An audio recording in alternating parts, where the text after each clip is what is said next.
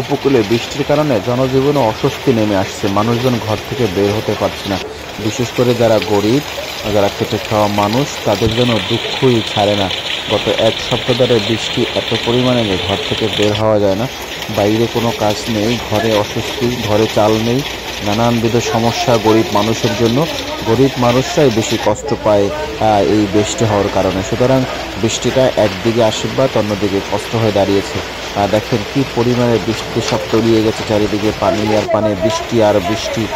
সারাদিন টুপটাপ টুপটাপ বৃষ্টি পড়তেই আছে। এত পরিমাণে বৃষ্টি, বৃষ্টিতে ঘর থেকে বের হওয়া যাচ্ছে না। প্রচুর পরিমাণে বৃষ্টি, সব তলিয়ে গিয়েছে দেখেন বৃষ্টির কারণে। কত বৃষ্টির দিকে অবস্থাটা দেখেন আপনি, কী পরিমাণে বৃষ্টি পড়ে।